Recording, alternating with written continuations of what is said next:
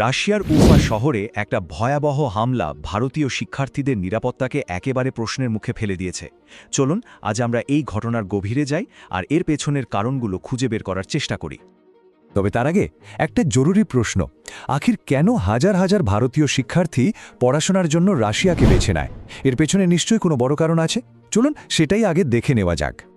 দেখুন, প্রথম এবং সবচেয়ে বড় কারণ হল রাশিয়ায় ডাক্তারি পড়ার খরচ বেশ কম, আর এখানকার ডিগ্রিগুলো কিন্তু বিশ্ব স্বাস্থ্য সংস্থা বা ভারতের ন্যাশনাল মেডিকেল কমিশন দুটোই স্বীকার করে। তার ওপর ইন্ডিয়ার কঠিন এন্ট্রেন্স পরীক্ষার তুলনায় এখানে প্রতিযোগিতা অনেক কম, সাথে ক্যাম্পাসে থাকার সুবিধা আর কম খরচে জীবনযাপন তো আছেই। কিন্তু এই স্বপ্নের পেছনে লুকিয়েছিল এক ভয়ঙ্কর সত্যি। চলুন এখন সরাসরি সেই মর্মান্তিক ঘটনাটার কথায় আসি, যেটা উপার স্টেট মেডিকেল বিশ্ববিদ্যালয়ে রীতিমতো আতঙ্ক ছড়িয়ে দিয়েছিল। ঘটনাটা ঘটেছিল ৭ই ফেব্রুয়ারি ২০২৬-এ। সেদিন মাত্র ১৫ বছরের এক কিশোর হাতে একটা ছুরি নিয়ে সোজা ঢুকে পড়ে বিশ্ববিদ্যালয়ের ছাত্রাবাসে, আর তারপরেই শিক্ষার্থীদের ওপর অতর্কিত হামলা চালায়। আর এই হামলায় সরাসরি টার্গেট হন ভারতীয় শিক্ষার্থীরা। হামলায় যারা আহত হয়েছিলেন তাদের মধ্যে ৪ জনই ছিলেন ভারতীয়। আর হামি কারণে এই ঘটনাটা ভারতের জন্য বিশেষভাবে চিন্তার কারণ হয়ে দাঁড়ায়। এখানেই কিন্তু সব শেষ হয়ে যায়নি। যখন পুলিশ হামলাকারীকে ধরতে যায় তখন সে আরও হিংস্র হয়ে ওঠে। ২ জন পুলিশ অফিসারকে সে ছুরি দিয়ে আঘাত করে, আর শেষে নিজেকেও জখম করে। সেখানকার পরিস্থিতি কতটা ভয়াবহ ছিল তা এক প্রত্যক্ষদর্শীর কথাতেই স্পষ্ট। রেন টিভিকে দেওয়া একটা সাক্ষাৎকারে বলেছিলেন, চারিদিকে শুধু রক্ত আর রক্ত ছিল। সোচুন, দেখুন, এই একটা বাক্যই ছাত্রাবাসের ভেতরে সেই ভয়ঙ্কর দৃশ্যটা তুলে ধরার জন্য যথেষ্ট। রাশিয়ার স্বাস্থ্য মন্ত্রণালয়ের রিপোর্ট অনুযায়ী আহতদের মধ্যে ১ জনের অবস্থা বেশ আশঙ্কাজনক, ৩ জনের অবস্থা মাঝারি। এছাড়া আহত ২ পুলিশ অফিসার এবং গুরুতর অবস্থায় থাকা সেই হামলাকারীও হাসপাতালে ভর্তি। এখন আসল প্রশ্ন হল, কেন এই হামলা? এটা কি শুধুই এক কিশোরের খামখেয়ালিপনা, নাকি এর পেছনে রয়েছে আরও গভীর এবং ভয়ঙ্কর কোনো মতাদর্শ? তদন্তে কিন্তু এক চাঞ্চল্যকর তথ্য উঠে এসেছে। নব্য নাৎসিবাদ নামটা শুনলেই কেমন গায়ে কাটা দেয়, তাই না? এটা আসলে হিটলারের নাৎসিবাদেরই একটা আধুনিক রূপ। এই মতাদর্শটা জাতিগত বিদ্বেষ, ঘৃণা আর চরম সংহিংসার ওপর ভিত্তি করে তৈরি। সোজা কথায়, মানব সভ্যতার জন্য এটা এক মারাত্মক হুমকি। প্রমাণগুলো দেখুন, তাহলেই বুঝবেন ব্যাপারটা কতটা ভয়ঙ্কর। হামলাকারী শুধু হামলা চালিয়েই থামেনি, সে হোলোকাস্ট নিয়ে বিদ্বেষমূলক স্লোগান দিচ্ছিল।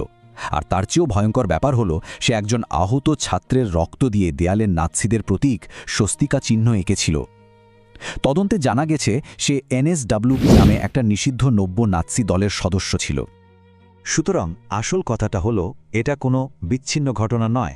সত্যিটা হলো, রাশিয়ায় বর্ণবাদী গোষ্ঠীগুলো দ্বারা বিদেশি, বিশেষ করে ভারতীয় এবং আফ্রিকান শিক্ষার্থীদের ওপর হামলার প্রবণতা দিন দিন বাড়ছে, যা খুবই উদ্বেগের একটা বিষয়। এই ঘটনার পর স্বাভাবিকভাবেই বিদেশে পড়তে যাওয়া হাজার হাজার ভারতীয় শিক্ষার্থীদের নিরাপত্তা নিয়ে একটা বড় প্রশ্ন উঠে গেছে।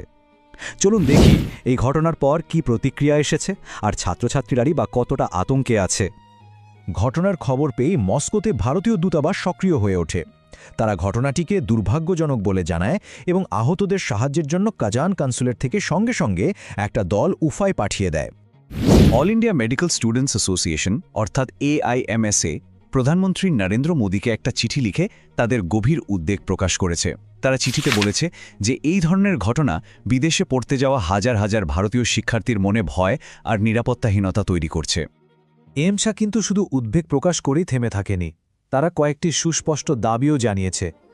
তারা চায় ভারত সরকার যেন ন্যায় বিচারের জন্য কূটনীতিক চাপ তৈরি করে, শিক্ষার্থীদের নিরাপত্তা ব্যবস্থা আরও মজবুত করে, একটা জরুরি হেল্পলাইন চালু করে, আর বিদেশি বিশ্ববিদ্যালয়গুলোর সাথে যোগাযোগ রেখে এমন ঘটনা আটকানোর চেষ্টা করে। এই টাইমলাইনটা দেখলে বোঝা যায় সমস্যাটা কিন্তু আজকের নয়। সেই ২০০০-এর দশক থেকেই রাশিয়ার বিভিন্ন শহরে বিদেশি শিক্ষার্থীদের ওপর হামলার খবর পাওয়া যাচ্ছে।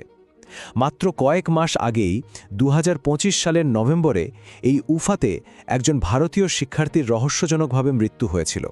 আর এখন এই নব্য নাৎসি হামলা। এই পুরো ঘটনাটা আমাদের সবার সামনে একটা বড় প্রশ্ন রেখে যায়।